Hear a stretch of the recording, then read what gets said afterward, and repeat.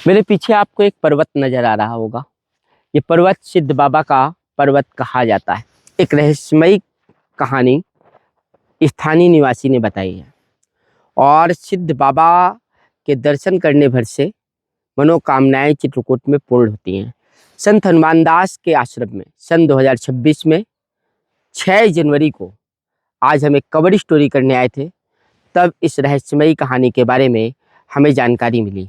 अभी हम आपको इधर मुलाकात कराएंगे इस कुटी में। संत हनुमान दास जो काफ़ी प्रसिद्ध संत में से एक है। ऐसा कब हुआ था? कोई ये साल 2 साल पहले या 6 महीने पहले, जैसे आप कह रहे हो कि सर्प रक्षक की तरह खड़े हो जाते हैं, हम ऊपर नहीं जा पाते हैं। ये दो साल हम तो परमानेंट आने जाने वाले हैं। हाँ। 3 बजे के उपरांत गए कि हमको कोई मिला। अच्छा, तो ऊपर नहीं जा पाते। मतलब 3 बजे रात में? हाँ, 3 बजे रात के स्नान करने जाते हैं। अच्छा।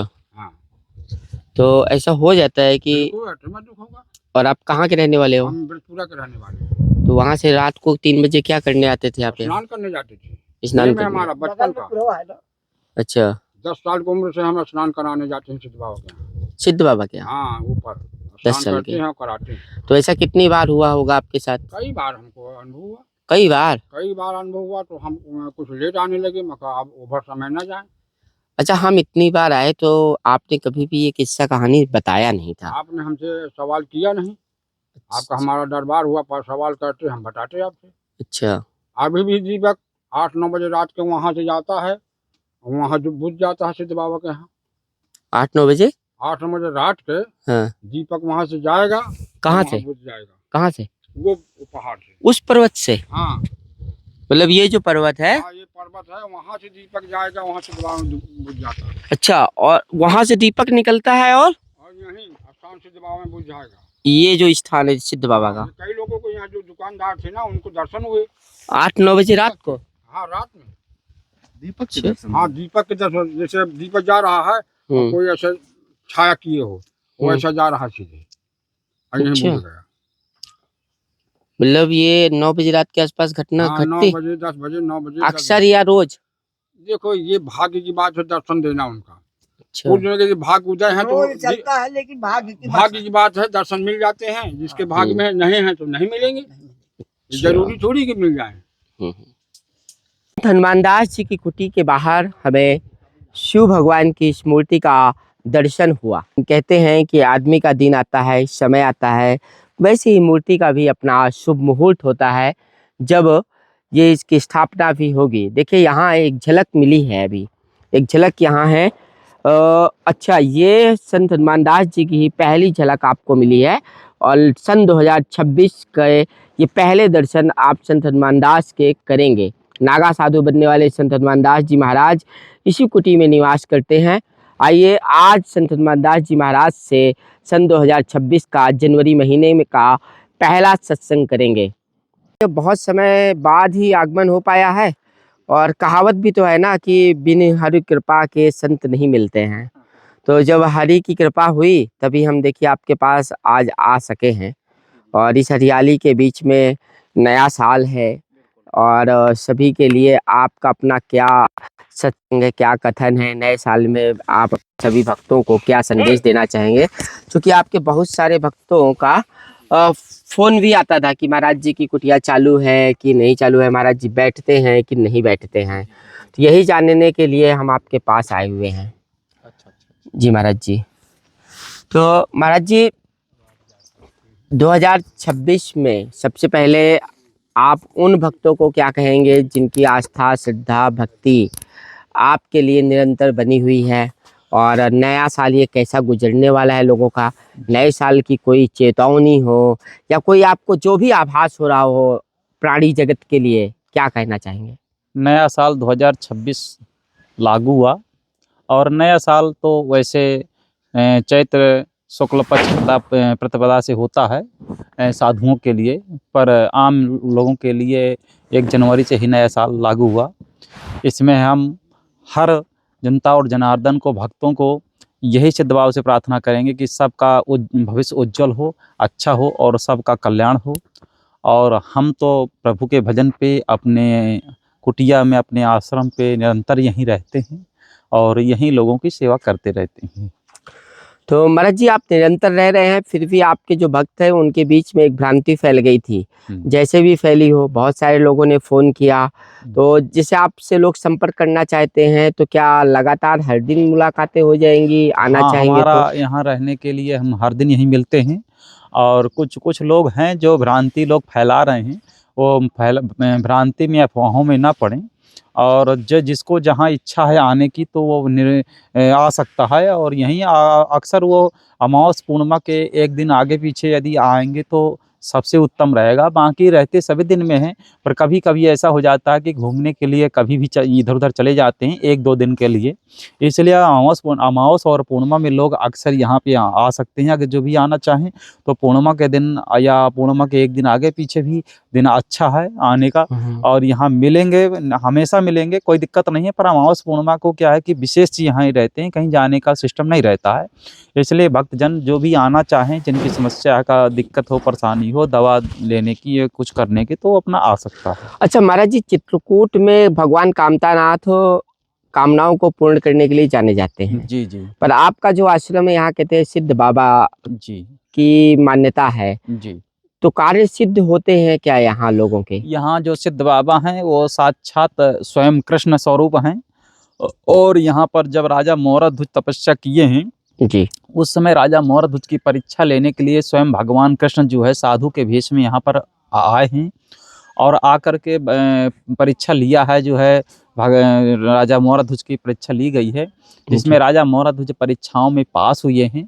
तो वो जो कृष्ण भगवान यहाँ पर साधु भेष में आए थे, वही साधु भेष यहाँ विद्यमान है और उन्हीं का नाम सिद्ध बाबा है, वही निरंतर यहाँ हमेशा रहते हैं और उन सिद्ध बाबा की कृपा से यहाँ जलधाराएं चलती रहती हैं और उन जलधाराओं के पानी के प्रभाव से यहाँ के रोग, जो भी पानी पीता है, कई रोग भी ठीक होते हैं और सिद्ध बाबा के दर्शन से ही नेगेटिव शक्ति, कई भूत प्रेतों से निजात यहाँ से मिलती है और दवा के लिए हम लोग देते रहते हैं, लोगों का सब होता रहता है। अच्छा, पानी पीने से लोगों का रोग निरोग हो जाते हैं लोग? हाँ, पानी यहाँ का ऐसा पवित्र पानी है और शुद्ध जड़ी बूटियों का सिद्ध पानी है, जो सिद्ध बाबा की और भगवान कृष्ण की कृपा से ये पानी को जो भी पीता है उस पानी को पीते ही जो है उसको आराम मिलता है और यहाँ के कुछ दिन रुकने से धीरे धीरे रोग भी क्षय हो जाते हैं, हट जाते हैं और इसको निरंतर पीने वाले की गैस भी नहीं बनती है और ये शुद्ध और पवित्र पानी है, इसलिए जो भी यहाँ का पानी का सेवन करता है वो बीमारियों से निजात पाता है। अभी एक स्थानीय निवासी ने हमको बड़ी रहस्यमयी कहानी कही जी कि रात को 3 बजे के आसपास कई बार वो जब आए तो आहट सुनाई देती है पर्वत से किसी की स्नान करने की, लेकिन सर्प वगैरह आके बैठ जाते हैं, हम नहीं जा पाते हैं ऊपर। तो क्या ऐसे कोई ऋषि मुनि यहाँ निवास करते हैं क्या जो अदृश्य रूप से रहते हो? जब यहाँ राजा मोरध्वज यहाँ तपस्या और साधना करने के लिए आए थे, उसमें भगवान कृष्ण जब साधु वेश में यहाँ पे आए थे तो यहीं पर जो कृष्ण भगवान रुके थे साधु वेश में, उनके ही निरंतर सानिध्य में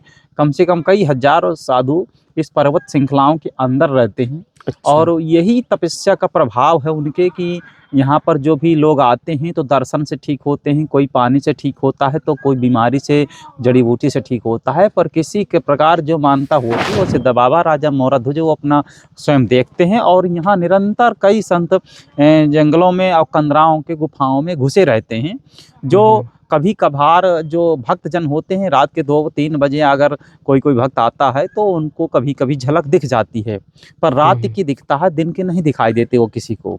अच्छा, इधर जो पर्वत है महाराज जी कहते हैं, इस पर्वत से दीपक जाने की कोई घटना हुई थी क्या कभी? हाँ, ये उस पर्वत तक दीपक यहाँ जो दैवी शक्तियाँ घूम रही हैं सिद्ध बाबा की कृपा से, वो दैवी शक्तियाँ ही जो है वहाँ पर दीपक के प्रज्वलित रूप में और यहाँ पर वहाँ जो ऋषि मुनि हैं वहाँ से चलते हुए यहाँ इधर आते हैं तो वो दिखते हैं, कोई किसी व्यक्ति को दिख जाते हैं कि यहाँ से जो है ये दीपक जा रहा है, ये लौ जा रही है, यहाँ आग कैसे उड़ के जा रही है। वो जो सिद्ध आत्माएं हैं, सिद्ध हैं, वो एक दूसरे से मिलने के लिए, एक दूसरे के दरबार के लिए एक जगह उपस्थित होते हैं रात के 11 बजे से लेकर के 2-3 बजे तक। अच्छा, ऐसी बातें जब महाराज जी सामने आती हैं जी तो सहसा विश्वास नहीं होता है और लोग हमें भी कहने लगते हैं कि तुम आडंबर फैला रहे हो, पत्रकार होकर के, लेखक होकर के।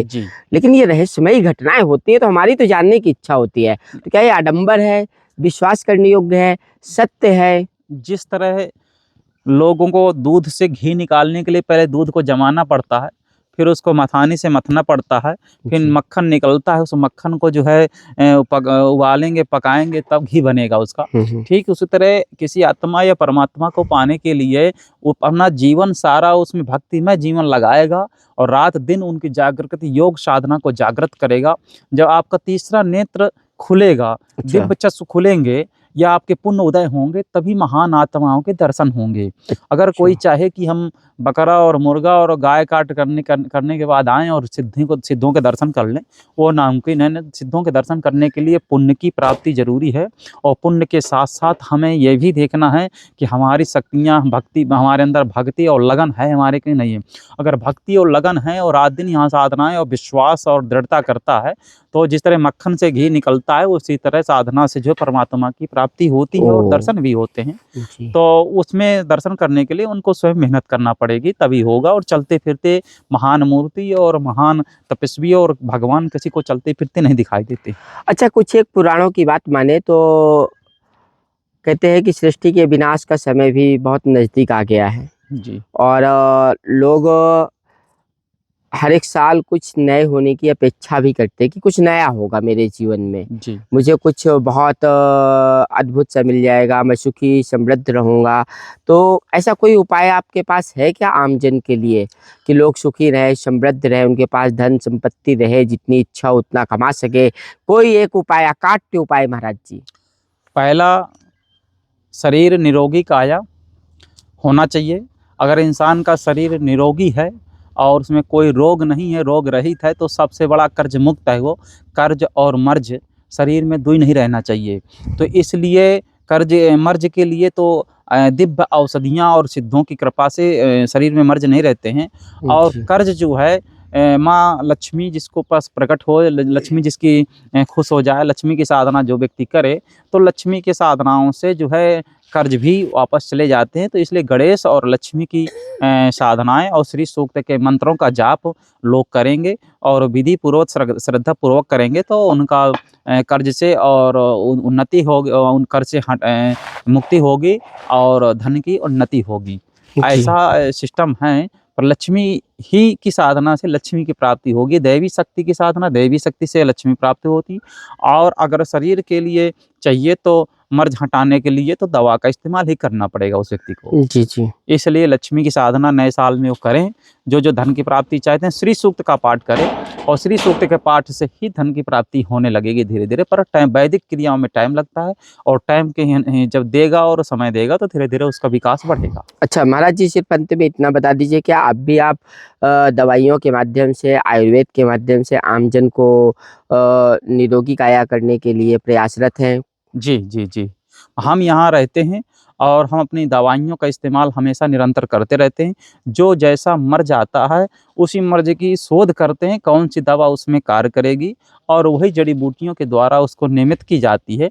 हमारे पास जो दवा है वो निःशुल्क दी जाती है, पर जो हमारे पास नहीं, आदिवासियों से मंगा कर के दी गई, उसका थोड़ा बहुत शुल्क लगता है बस। तो देखिए मित्रों, 2026 में संत हनुमान दास जी की कुटी में, सिद्ध बाबा के आश्रम में, यह हमारा पहला एक कवर स्टोरी है। आपने यहाँ के दर्शन किए और लोग देखिए यहाँ सिद्ध बाबा आश्रम में यहाँ दर्शन करने आते भी हैं। आप लोग कहाँ से आए हैं महाराज जी? आप ये बताइए कहाँ से आए हैं?